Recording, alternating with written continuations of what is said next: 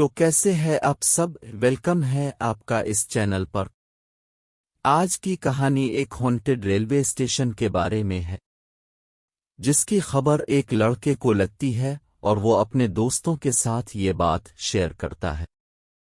रात के वक्त वो इस रेलवे स्टेशन पर पहुंच जाते हैं और फिर उनके साथ ऐसा किया होता है कि उन्हें फिर वहां से भागना पड़ जाता है। आए बगैर वक्त ज़ाय किए बगैर चलते हैं और उस कहानी को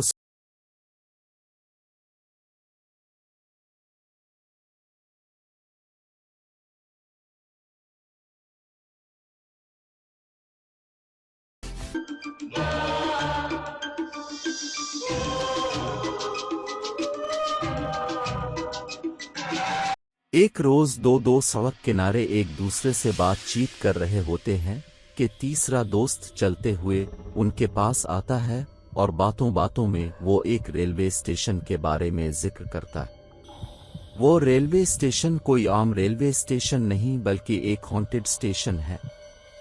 अभी वो इस बारे में बता ही रहा होता है कि एक लड़का कहता है कि क्यों ना हम इस रेलवे स्टेशन में जाकर देखें कि ऐसा किया है इस रेलवे स्टेशन में। लेकिन एक लड़का उनमें से नहीं मानता और कहता है कि ये चीज़ खतरनाक हो सकती है। लेकिन वो लोग उसे राजी कर लेते हैं और रात के वक्त मिलकर इस तरफ जाने का इरादा करते हैं। लेकिन उन्हें ये मालूम नहीं था कि ये रात उनके लिए एक खौफनाक और यादगार रात होने वाली है। रात के वक्त वो अपने घरों से निकलते हैं और एक जगह पर इकट्ठे हो जाते हैं। वहां से वो तीनों इस रेलवे स्टेशन की तरफ चलना शुरू करते हैं। जैसे ही वो रेलवे स्टेशन के पास पहुंचते हैं तो देखते हैं कि वो रेलवे स्टेशन अंधेरे में डूबा हुआ है और देखने से ही वो बहुत खौफनाक लग रहा है। अंदर दाखिल होते ही उनका दिल तेजी से धड़कने लग जाता है। उन्हें ऐसा महसूस होता है कि कोई खौफनाक मखलूक उनके करीब आ रही है।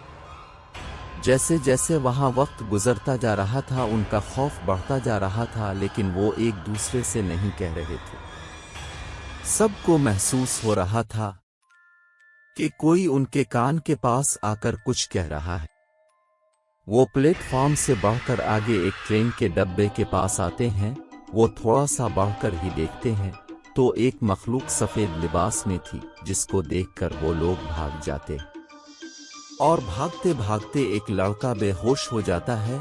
वो इसको उठाकर बाहर ले आते हैं। इस हादसे के बाद उन बच्चों का बुखार 3 दिन तक नहीं उतरता और वो स्कूल भी नहीं जा पाते। तो कैसी लगी ये कहानी आपको। ऐसी और भी कहानी सुनने के लिए इस चैनल को सब्सक्राइब करें। मिलते हैं अगली वीडियो में।